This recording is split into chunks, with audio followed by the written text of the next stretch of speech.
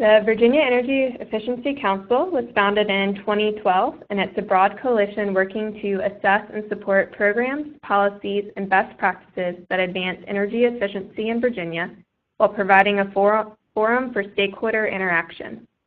The VAEEC is a Mid-Atlantic PACE Alliance, or MAPA partner, which is an initiative that you will be hearing more about in just a few minutes.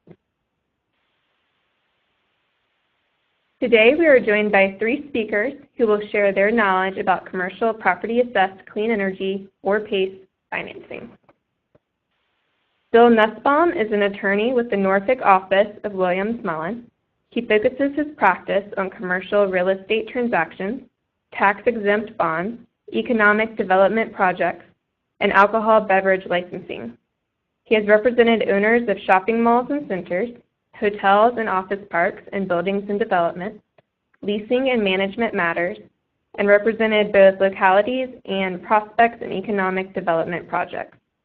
Bill is a member of Williams Mullen's economic development team and has been recognized by the best lawyers in America for public finance and real estate law and by Virginia Super Lawyers magazine for real estate law. He also has chaired the Legislative Committee for the Hampton Roads Association for Commercial Real Estate since 2015. Over the past 4 years, he has been actively promoting PACE at the Virginia General Assembly on Virginia Department of Mines, Minerals, and Energy initiatives, and with local economic development professionals and commercial real estate developers. Scott Dickey is Sustainable Real Estate Solutions, or SRS's, CPACE Program Director for the Commonwealth of Virginia, bringing more than 15 years of experience in consulting, information services, energy services, and commercial real estate to the role. SRS partners with state and local governments to administer CPACE programs nationwide, and as director, Scott creates awareness about the program, models various project scenarios to ensure maximum energy efficiency and utility cost savings, and conducts post-project inspections to ensure that energy-saving measures were installed as proposed.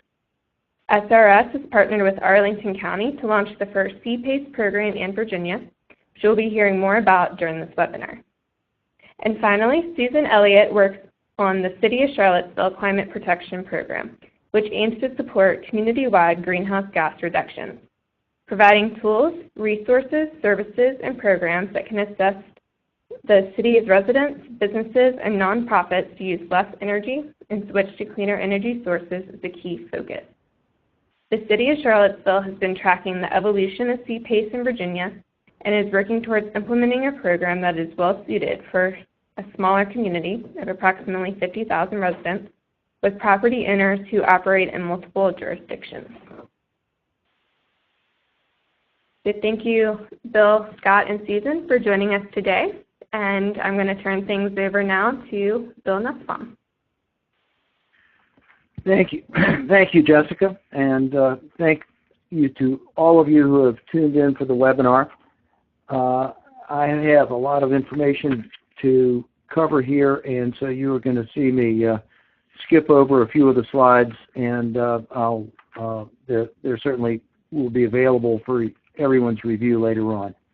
As Jessica mentioned, the Mid-Atlantic PACE Alliance has been organized here in Virginia, D.C., and Maryland to try to promote PACE, and there are a number of slides about it here, but I am going to skip over those slides in the interest of time so that we can focus on the nuts and bolts. And with that, ask Jessica to advance to slide number 6, which is 2 more slides. And nope, I'm going to go back one. Thank you. So we'll lead off with an introduction to what is commercial PACE.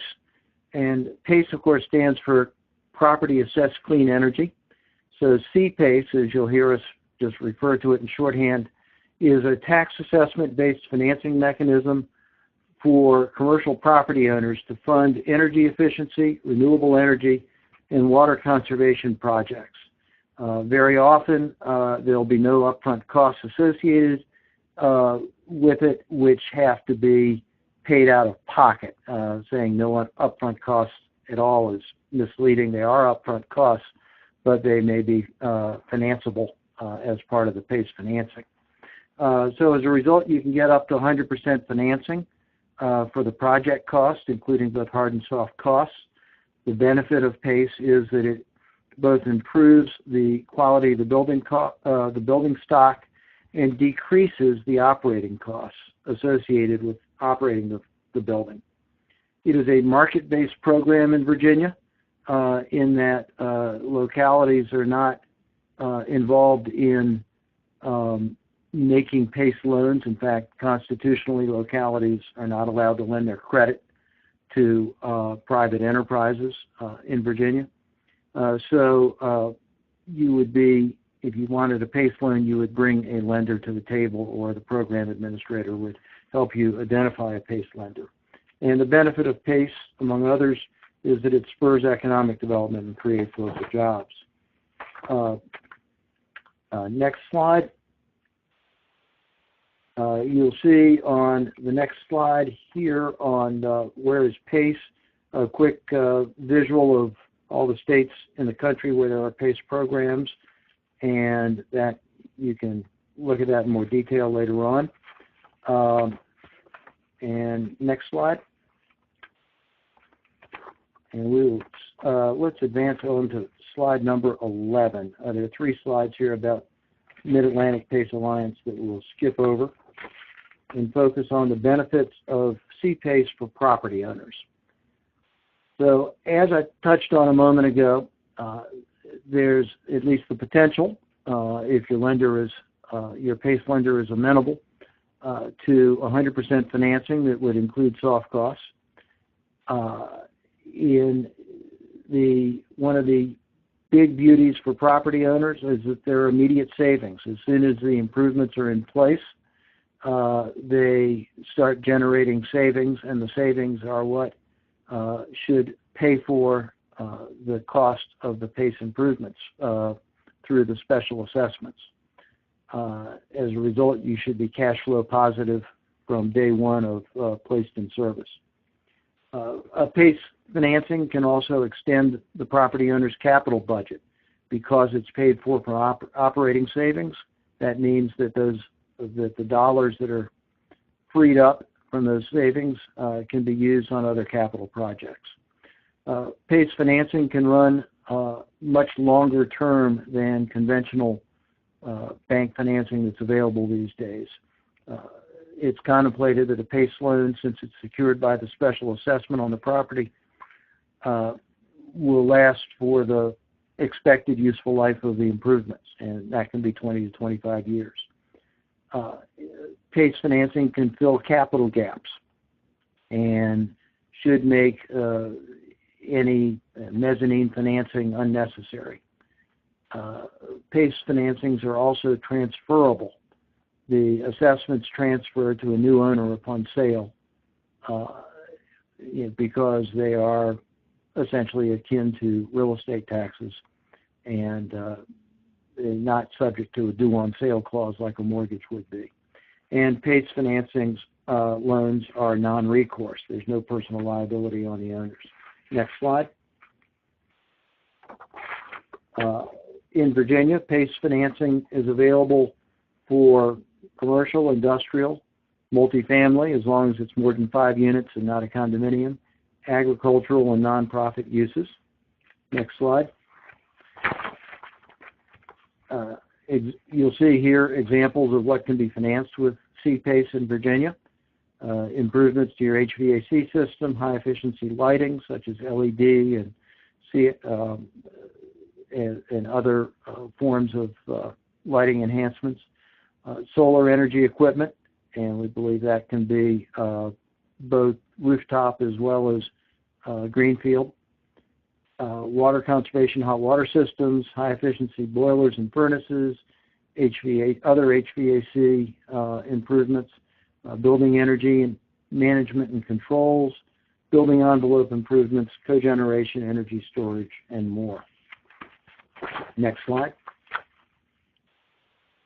In Virginia, CPACE really became a reality in 2015 when a flawed law that was adopted 6 years earlier got fixed to give a PACE loans special assessment, the same lien priority as real estate taxes.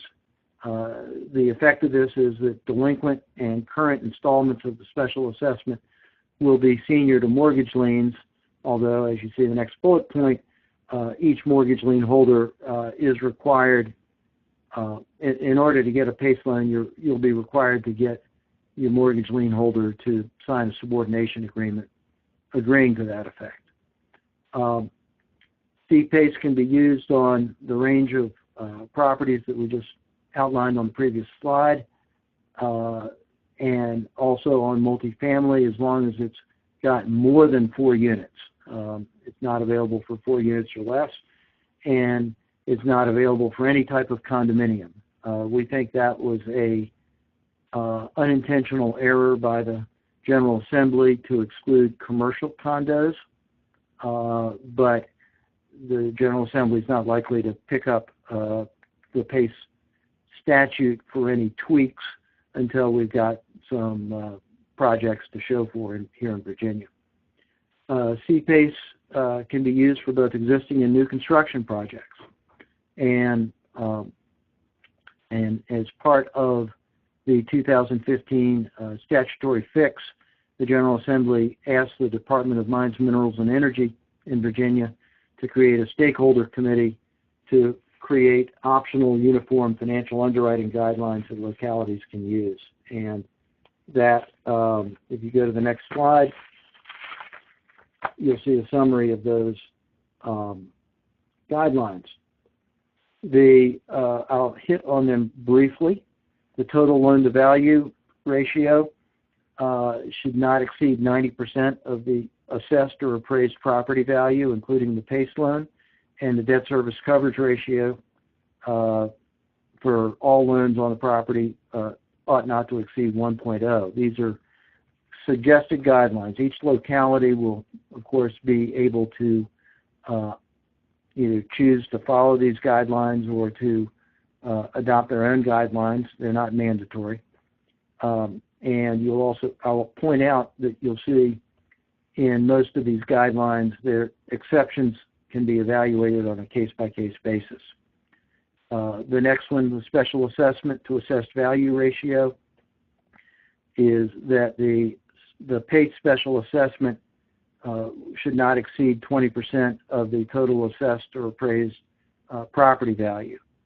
A good reason for an exception there might be if there is no first mortgage on the property. There's no loan, the property's owned free and clear, then there's no reason why if there was a big PACE project that needed to be financed, that it couldn't go to 50% of the assessed value of the property. The savings to investment ratio, or SIR, that refers to the ratio of overall project savings to overall project costs, and an SIR of greater than 1 indicates a project whose savings are greater than its costs. So the SIR should be more than 1, but there would be the potential for exceptions to be made, and the localities and the program administrators will be the ones who determine how each locality characterizes the savings, although there'll be some recommendations on that, I suspect, coming out of the MAPA project. Likewise, a key part of it is, and Scott Dickey will probably touch on this, will be the technical assessment, and the amount of detail going into that was going to be a function of the size and scope of the project. Lastly, the special assessment lien will be recorded in the record books in the clerk's office along where deeds are recorded, so that a title examiner would find it if somebody was looking to buy the property. The next slide, please. I'll go to the second bullet point. Arlington County, as you'll hear, is the first out of the gate, and they're looking to get PACE up and running by the end of this year. Norfolk, Charlottesville, Chesapeake, Fredericksburg, Loudoun County, and Richmond are some of the localities in the state that are that have been investigating the creation of CPACE programs. Next slide. The key to CPACE in Virginia is we've got statewide legislation, but it will be locally sponsored programs by the city or county. The CPACE assessment is going to be collected with and like any other real property tax bill. So depending on whether the property is the city or county assesses annually, semi-annually, or quarterly, the CPACE assessment will be charged and collected at the same time. And we already touched on the last two bullet points, so let's go to the next slide. The process. The property owner is going to work with a registered contractor or energy auditor who would assist to define the scope of work for the PACE project, and then they would submit a request for CPACE financing to the program administrator. The property owner, perhaps with some assistance or guidance from the program administrator, would select a qualified capital provider who would fund the project, and then when they have a lender lined up like that, the CPACE application would be reviewed and approved by the program administrator. The PACE lien, special assessment lien, would be filed in the courthouse, and the other PACE financing documents get signed up. The energy-related upgrades would then be installed in the project, and the property owner will be billed along with its property tax bill whenever property taxes are due and payable in the locality, as I say, quarterly, semi-annually, or annually. Next slide. The parties involved are going to be the PACE lender, the property owner, and the taxing authority, including the program administrator. And you see a schematic here where the taxing authority and program administrator would approve the project at the bottom, and the property owner would be making their assessment payments just like they do with their real estate taxes. The program administrator and city or county treasurer would remit the assessment payments to the PACE lender, and of course, over the left side you see how the PACE financing would have gone in place at closing. So the last slides, next slide. You'll see 3 quick slides on launching a CPACE program in a locality. The first step is that the locality has to adopt an ordinance authorizing a CPACE program within general parameters to be run by a third-party program administrator. Once they do that, the next step will be to engage a program administrator. And while standardized CPACE programs across Virginia are certainly desirable, we also understand the localities may have different needs that they want addressed by the program administrator. So, ultimately they'll probably end up being a choice of program administrators using different models. There may be a nonprofit program administrator out there as opposed to the for-profit ones. Scott's going to talk about the ability of localities to choose to opt into using Arlington's model as well. Next slide. The program administrator, once hired, will adopt detailed guidelines for the operation of the CPACE program, and those guidelines will address application, closing, billing, and remittance processes.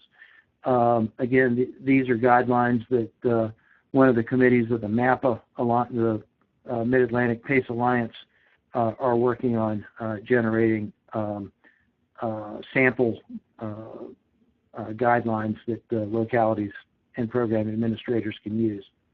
The billing and remittance processes will require close cooperation by the program administrator with the locality's elected and appointed officials, which may include constitutional officers who are not under the control of the County Board of Supervisors or the City Council.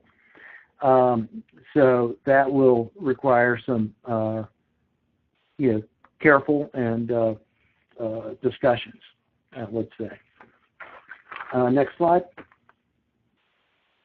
Now, once the program guidelines and the documentation are in place, the program administrator will start marketing the locality's CPACE program through a wide range of organizations and prospects, I'm sure, such as the Chamber of Commerce, Economic Development Department, commercial real estate brokers and developers, multifamily housing owners and their trade associations, building contractors and other trade associations and environmental organizations. And exactly how that will work will be in the presentation by Scott Dickey, talking about the PACE program administrator's role. And with that, I'm going to hand it off to Scott. Take it away.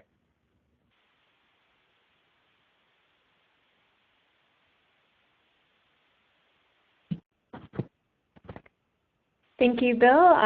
As Bill just said, we are now turning things over to Scott Dickey.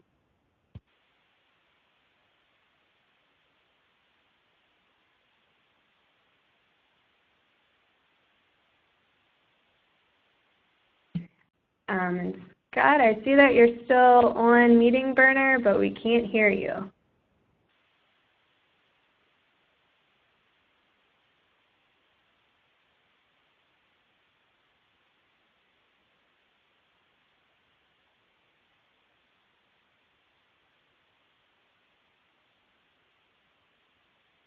You are now unmuted. Can you all hear me now? Yes, we can hear you now. Okay, great. Thanks, Jessica. You know, it's funny. I was only talking there for a couple seconds before we found out I was on mute. So thanks for helping out there. This really is an exciting time to be involved in CPACE. You know, especially in Virginia. It's just brimming with potential here. And I want to start off my bit with a little discussion about the problem statement and what we're all collectively trying to achieve through CPACE. And you know, this originated as a program designed for existing buildings. You know, looking nationally, about 95% of the building stock is Class B and C properties, which is, you know, often defined and characterized by some deferred maintenance needs in their energy and water systems. And you know, and guess what? Virginia has a lot of those too. Looking urban, suburban, and rural, Class B and C properties pervade, and so this is very much relevant to some of the problems that we have here in Virginia and potential solutions. Speaking of solutions, there aren't many solutions out there that address those Class B and C properties. Again, they're smaller. They tend to be smaller. They tend to have that deferred maintenance, and there aren't many solutions out there that have been deployed to scale. CPACE is unique in that sense, and it is the target for existing buildings. You know, CPACE for existing buildings, I should say. Class B and C properties, those are the target. And now, more recently, you may have heard about CPACE applied to the new construction sector as well. And in that circumstance, CPACE is used to push the performance of the energy and water building components further above a baseline code. And so from a public policy perspective, these are the critical needs that we need to address through CPACE. And CPACE offers many of the benefits. Bill discussed those, so I will not belabor them.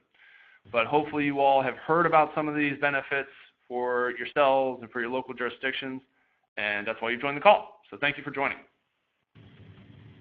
For my part, the goal here today is to discuss a little bit about what the CPACE universe looks like from the perspective of an experienced program administrator, and I'll talk a little bit about how program administration got where it is today.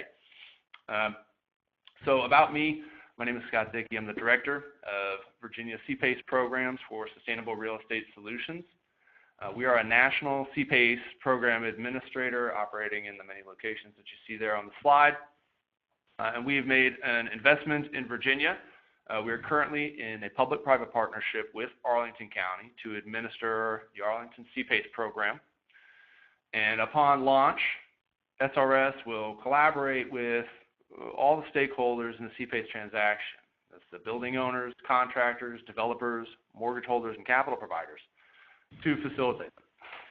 Now, in addition, we're here to help the Commonwealth of Virginia evolve, and so we do collaborate with local jurisdictions to educate them, provide outreach. We do engage in the public process, and we also are willing to provide materials to support the establishment of new CPACE programs here. So again, we're a national administrator, and we've brought lessons learned and time in these other locations here to the Commonwealth of Virginia. Next slide, please. And so I'll continue with a description of typically what the program administrator is here to do. And we, in a nutshell, provide support services to a number of stakeholders in the process. For the contractors, we support them with educational services and ongoing support through the development of a project. And we help the contractors understand CPACE and figure out how to incorporate it into their business model and ultimately sell more work. For the building owners, we provide them a form of an independent project technical review, or I should say the program administrators should be providing a form of an independent project technical review to build their confidence in the project and ultimately hoping to obtain their sign-off.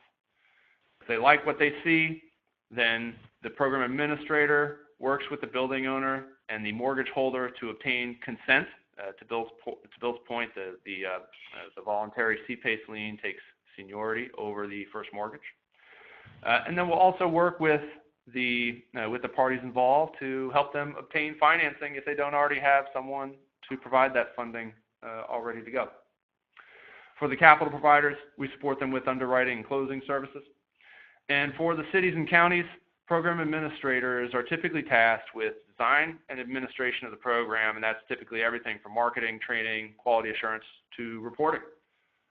Next slide, please. I've included here some points about the roles of local jurisdiction because it's relevant to Virginia here. We're on the cusp of starting the CPACE movement, and a number of jurisdictions are trying to figure out why and how to bring CPACE to their locale. And so that's the real gist of it for the role of the jurisdiction, is to establish the CPACE program and start ramping up transactions. First, it starts with exploring the potential for CPACE locally, then enacting an ordinance that establishes that CPACE district. And the first real sort of critical program design, the decision point comes here with the launch of the CPACE. And that can be done either by internal staff or through a third-party program administrator. And most programs nationally are operated by third-party program administrators, and we're seeing early signs that's where local jurisdictions are inclined to go as well, as most likely towards third-party program administration. Now, once they've got the program up and running, as Bill mentioned earlier, there are some essential roles played by local jurisdiction.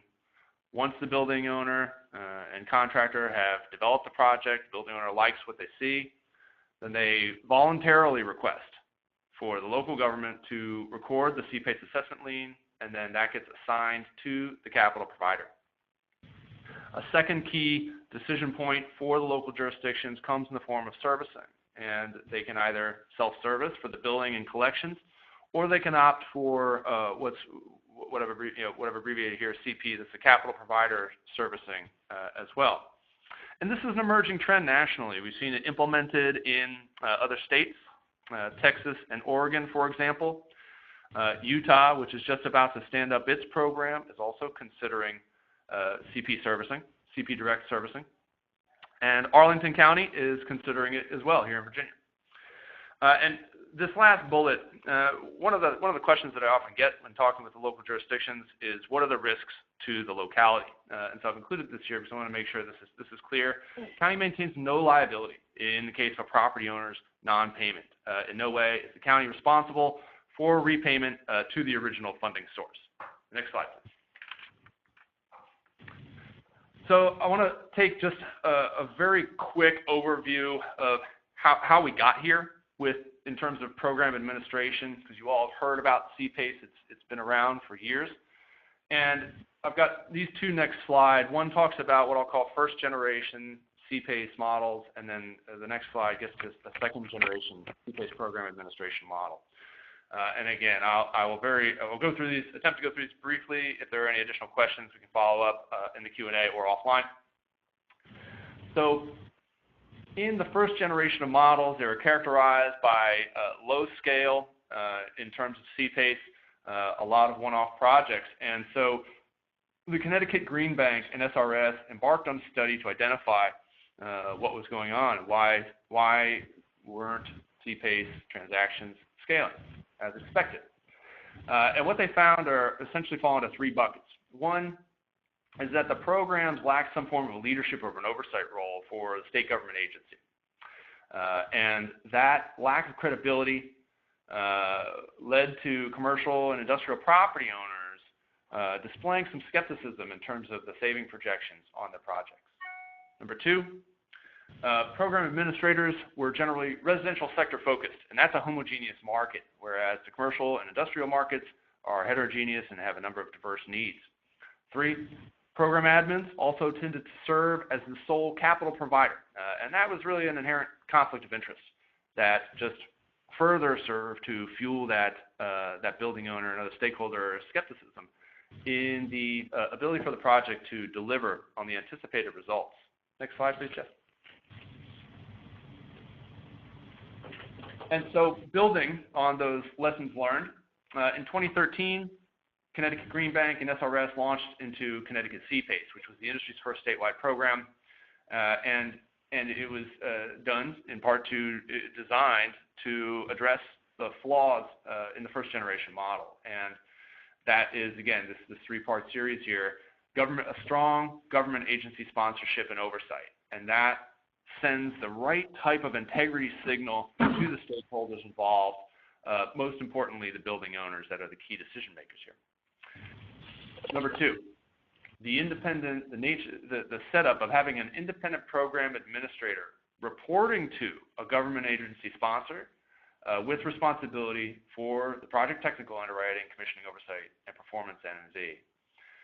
This provides a layer of quality assurance free from conflicts of interest that was designed to help overcome the skepticism. Last, with regard to the open market access to capital, it enables this, providing an open market instead of the sole capital provider, enables building owners to identify the best fit for their project. And they can either do it through specialty capital providers in the market or potentially through their existing mortgage holders, both more commonly seen as local and regional banks. We're getting a little bit of feedback on the line. For those of you, I think Jessica had to unmute the common line, so please mute your microphones if you can. And next slide, please. So where's this all getting us to? And I brought a case study here on that Connecticut market. So fast forwarding now here to 2017. Again, this was started back in 2013. And this slide speaks to the efficacy of the second generation model. What you see there, that colorful sheet, is a one-page report called the Pace Setters Report that is produced for the Connecticut program. And it characterizes a number of the sort of summary results. This is current as of the second quarter of 2017. And very briefly, running through some of these metrics here, over $100 million in total closed project financing, 165 projects funded through the second quarter of this year. Average project size, a little bit over $600K. You see a mix of renewables, efficiency, and combined energy and renewables there. And very importantly here, you're seeing 55 unique contractors completed at least one project.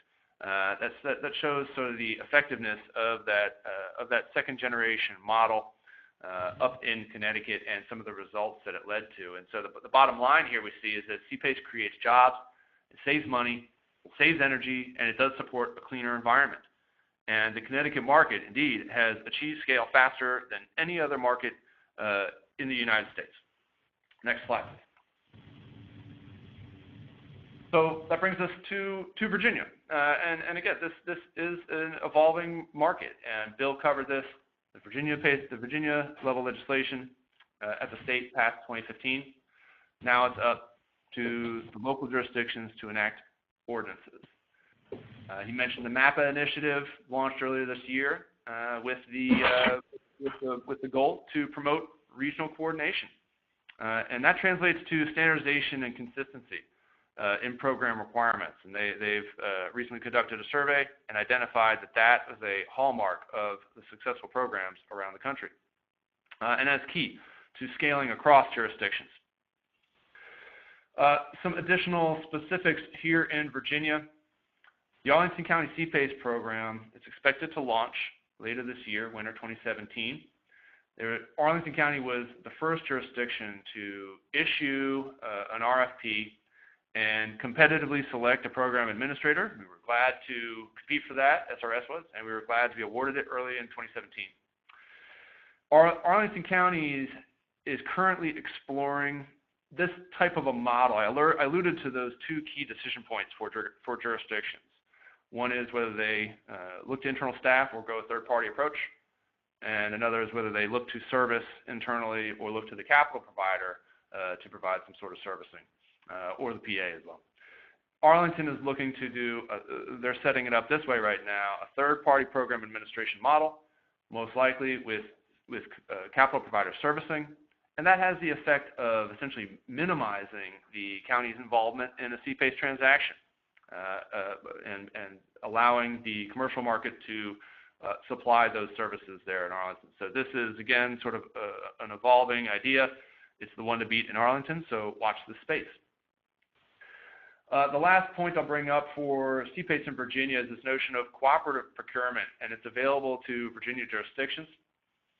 As part of the design of the Arlington program, the legwork that Arlington has done to conduct its due diligence into CPACE, issue the RFP, and make an award, that can be leveraged by other local jurisdictions. The Arlington County and SRS contract, which includes the standardized scope of work, T's and C's, and the pricing, can be extended to them.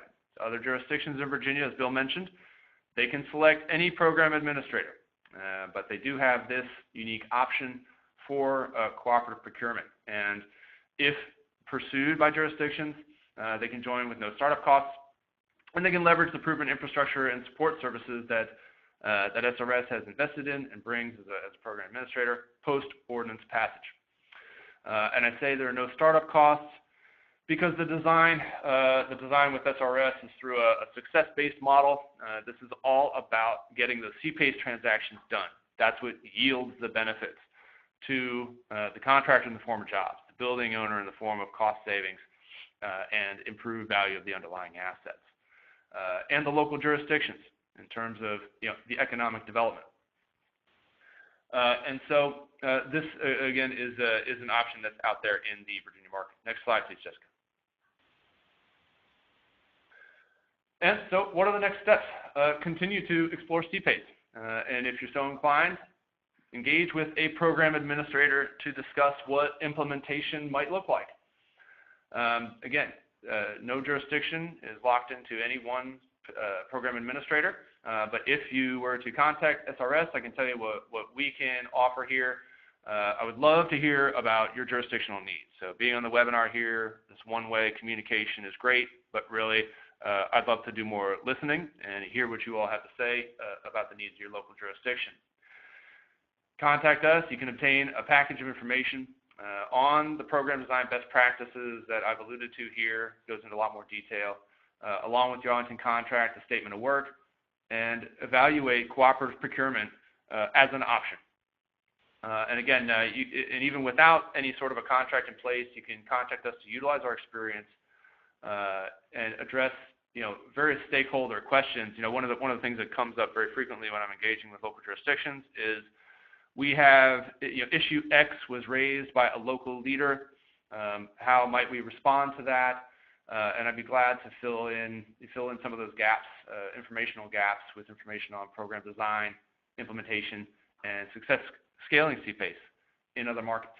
And so in addition to the jurisdictions, for the other stakeholders to a CPACE transaction, speaking to the building owners, developers, contractors, mortgage holders, and capital providers on the line, please feel free to reach out for details on Arlington and for an update on how other jurisdictions are approaching CPACE. And that's it for me. Thank you for the opportunity to speak, and thanks for listening. Great. Thank you, Scott. And now we'll be turning things over to Susan. Hi, thank you. I'm Susan Elliott. I work at the City of Charlottesville on the Climate Protection Program. You are now muted. You are now unmuted. Can you hear me? Yes.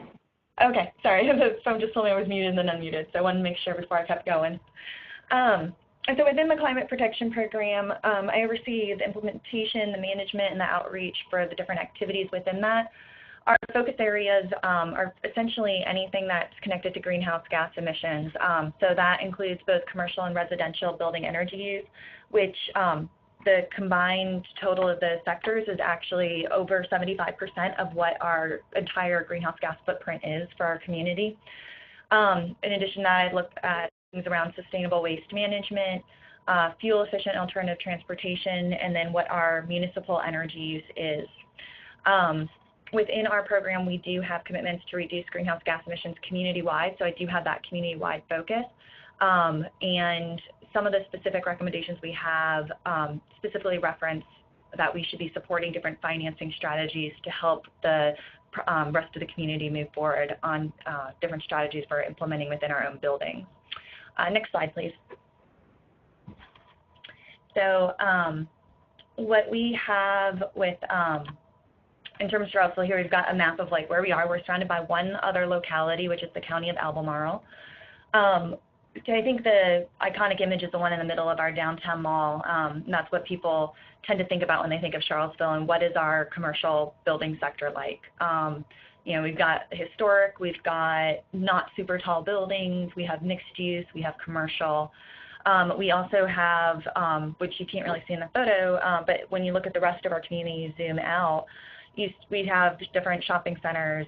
We have some larger office buildings. We have UVA's hospitals within our area. We have a growing biotech industry. And we also have some light industrial, things like storage centers and also supermarkets, all of which are in the commercial PACE realm. Being a university town, we also have a number of multifamily properties that have 5 or more units in them, and that does count as commercial under what the PACE enabling legislation has. We've been tracking PACE for a while through all the history that was shared earlier on this call, and so we were pretty excited when it got some traction to be fixed at the General Assembly level. And we've been looking at it as, you know, how does it work within our community as another tool to add to our toolbox. The icon you see on the far right is the Local Climate Action Planning Process Report. That was completed in 2011 and was done for the city, the county, and UVA to recommend different strategies. Underneath this section, it looks at energy and our built environment in terms of our buildings. It has several recommendations that encourage us to looking at incentives, looking at support programs, looking at different financial enhancements, all of that could then move what is going on outside of our direct city portfolio forward. Next slide, please. In terms of what we're considering as a smaller locality with this, and these are things that we've been considering in our office and as we're also in conversations with others across our organization, we're looking at what's the potential that PACE offers for us. You know, we're keeping in mind a lot of the characteristics I just walked through about what's our commercial size profile for our building stock in town. We do have a lot of older buildings where we're already fairly built out within the city. We do have some new construction, and PACE offers opportunities for both of those, both in terms of retrofits, but also it can be layered within the capital stack for new construction. In terms of what our community values and ethics are, we do have people in our built environment who are asking about this, and actually the first commercial property owner who approached us to see if we wanted to set up PACE is a commercial condo owner. There's 2 owners of the building, and so technically it's a commercial condo, which means that they are not eligible under the way that the General Assembly legislation got put together. But it is an interest of within our commercial sector on how to reduce what their energy use is and what their utility bills are on that. one of the things we also keep in mind is, what are the thresholds of where PACE isn't applicable? We do have some Class A properties, which it seems like those are the type that can cash flow their own projects. So having different tools in the timeline to get approval for things like PACE may not be of interest to them, but that is not representative of the majority of what our commercial building market is. There also may be some projects where the total project cost is below with a threshold that then makes sense for what the financing cost would be for that to incur. And we recognize that this isn't PACE isn't something that is a one-size-fits-all, but we are seeing alignment with a sizable enough portion of our building stock that we're interested in it. In terms of what PACE offers to us as a locality, it's one more tool in the toolbox that we can put out there.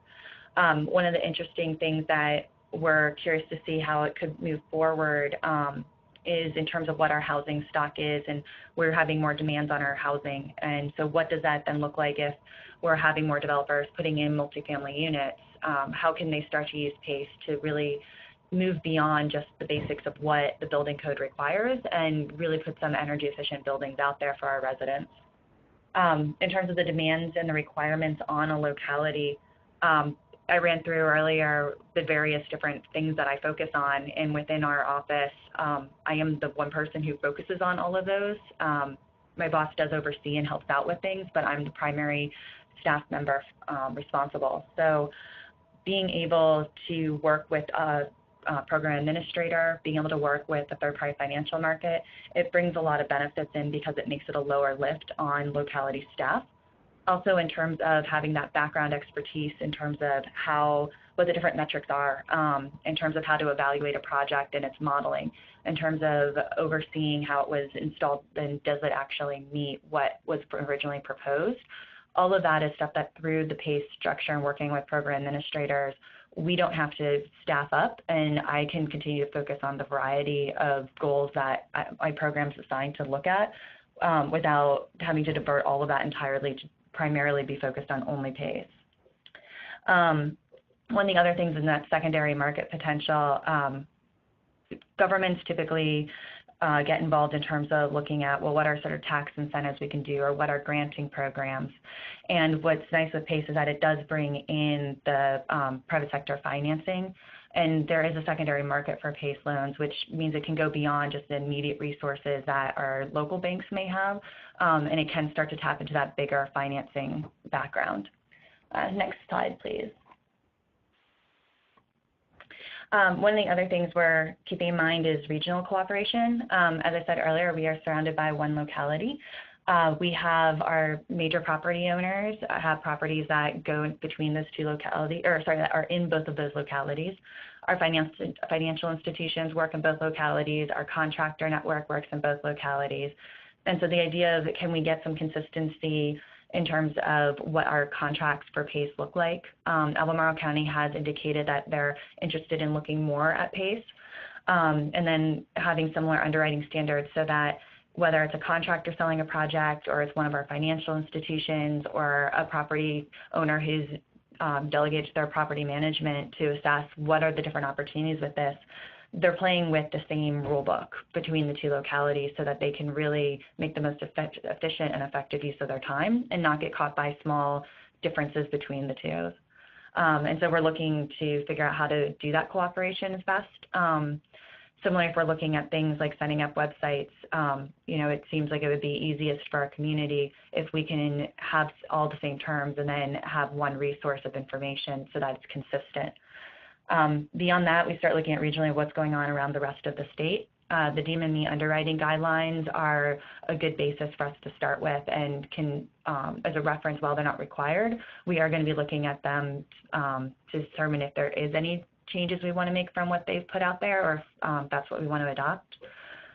Within what Arlington County has going on, their contract that they have with SRS, it includes cooperative procurement, which again, looking at impact on local staff time to stand up a PACE program is a big hurdle in terms of time and effort that's already been cleared. And we've also been tracking, in addition to just PACE in Virginia, but also what Arlington's processes and how what the services they wanted as part of that and what their values were. And it's in very close alignment to what we would also be interested in seeking. So that's a big step forward for us. The MAPA resources that were referenced earlier, having that consistency not just within Virginia, but also DC and Maryland. And that's also a larger group that has a little bit more experience, at least in the Maryland, DC side, of actual PACE programs being up and running, but really being able to help and standardize some templates and bring things down that it's not just, me, myself, and I, and people here in our organization who are trying to ramp up our understanding around PACE, but can really stand on the shoulders of others who have done this before and who have put time and effort into thinking through what makes sense for a locality to adopt and why. In addition, there's resources like what the AAC is offering, this webinar and other workshops. They've actually came to town and did a workshop for our contractor and property network and our financial institutions that both the County of Albemarle and the city helped support. Next slide, please. So in terms of what next steps are, I've already referenced some of this, but we have our own internal team that we're working with to vet through this. So one of our treasurer's office is one that we're working closely with to understand what their billing systems are and to make sure they understand what PACE is, what PACE is not, and what the specific pieces are that their office would need to interact with it. Working cross-organizationally with the County of Albemarle, and then just what are the different, as we move this forward within our organization, we're going to get questions about different program models. And so making sure we have that research and that we've vetted our own internal questions and have answers to them as we start to bring it forward into a more public standing.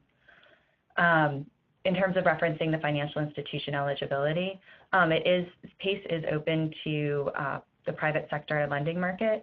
And one of the things that Arlington County put into there is that we also want is to make sure that our local financial institutions, our smaller ones, as well as the ones that are connected to larger chains, have access to this. And so that's one of the things that we're going to make sure is part of whatever program we put forward. We're going to review what the contract is that Arlington has to see if we can adopt it in. We need to get our ordinance drafted and out there. And then when we do go to roll out PACE, we're going to be intentionally trying to work with our Economic Development Office so that with the different services and avenues of communication they already have with their programs, we can really dovetail PACE in at the right points and make sure that they're well-versed to speak to it and then to pivot and refer people to our program administrators when they need the nitty-gritty of it. That's my last slide. Great. Thank you so much, Bill, Scott, and Susan, for your informative presentation. We're now going to be opening it up for questions from the audience. So please, again, use the Q&A button located at the top left-hand side of the screen. And I have already received a couple of questions. So this first one here is directed towards you, Scott. Is there an estimated launch date for Arlington? Yeah, I'm glad to. Can you guys hear me okay? Yes. Okay. So estimated best, the current expectation right now is for the launch to happen later this year. We expect the ordinance to go before the local county board in November. It's the mid-November timeframe. And shortly thereafter, SRS is ready to turn the lights on, and we should be open for business hopefully in December and into early January. Great, thank you. This next question is probably also directed more towards you, Scott. What is a typical program administrator cost? So I think the models vary out there. I'll speak to what SRS does. There's no cost to the local jurisdiction. SRS has invested millions of dollars into a software and into a service model that we, at our own risk, work with the stakeholders to a transaction. That's going to be primarily your contractor and your building owner initially to shore up a project. Some of those will convert. Some of those will be unsuccessful. The ones that do convert are assessed a fee in our model, and that's how we recoup the investment that we've made into the software and the services that we provide, again, to the jurisdiction free of charge. Other PACE administrators may have a variety of fees that they charge, but that's not our model. Great, thank you. Sure. Next question, could PACE financing in Virginia be used for green vegetated roofs?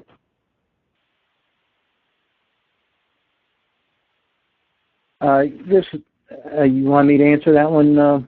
This is Bill. Certainly. Sure.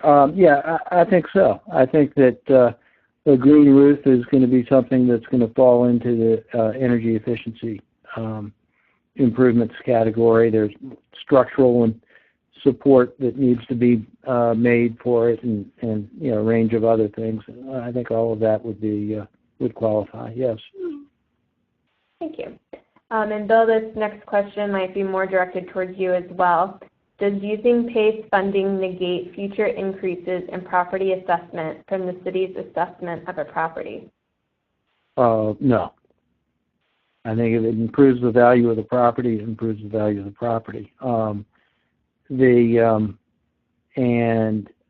I don't think that you know, there's certainly nothing in the statute that prevents a locality from making that adjustment.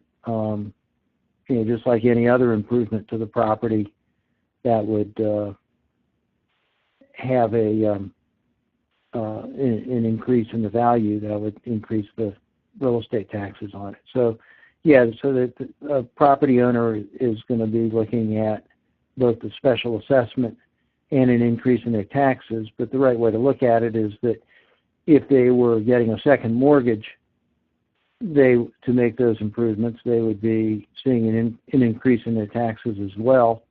The paying the special assessment on the PACE lien is like paying the second mortgage, except it's you know, should be more cost effective for them. Thank you. And I believe we'll have time for just one more question. If a property owner, contractor, somebody is interested and has a project that would qualify for PACE, but the county or city is not yet offering a PACE program, what can be done to get a program up and started? So I would say, from our perspective, it's to start reaching out to your economic development office in that locality. If they have an environmental office, reach out to them as well. And I would suggest letting them know that you're interested in having a program there. If you can bring any resources or to kind of help them understand what it is, that would be a good primer to be able to provide. And then I guess Jessica, plug for VAEC is what you can speak to it better, but the workshop that you all did here, one of the reasons or purposes of that workshop is as an introduction for areas. So, mentioning that to the locality or even helping to organize something like that to help educate the locality, but also the local market would be a good first step. Great. Thank you, Susan. And unfortunately, we have a couple more questions, but we are at the end of our time. So if you look up on your screen, we do have contact information for all of the speakers and for myself. So if you have any questions that were not answered, or if you think of any questions, please feel free to reach out to any one of us. We're happy to answer them for you. And additionally, before we close out, I'd like to let you know of a few upcoming PACE events that are wonderful opportunities to continue learning about this lucrative tool. On October 10th, there is a MAPA-sponsored webinar focused on the lessons from the DC PACE program. And additionally, MAPA's first annual conference, Winning with PACE, will be held in DC on November 13th. More information on both of these events can be found online at pacealliance.org. Also, the VAEC is partnered with the Great Falls group of the Virginia Sierra Club to host a PACE Lunch and Learn for businesses and government officials in Fairfax County and the surrounding areas. The event, which is sponsored by Petros PACE Finance and John Marshall Bank Tysons Corner region, will be held on November 29th. You can find out more information from that by either contacting me or visiting vaeec.org/events. Thank you, everyone, for joining this webinar. Thank you, Bill, Scott, and Susan for your presentations, and for William Smallin for sponsoring. We hope you will join the VAEC for our next webinar, which is scheduled on November 28th and will focus on utility regulations. Thank you, everyone. Thank you. Yep, thanks everybody out here.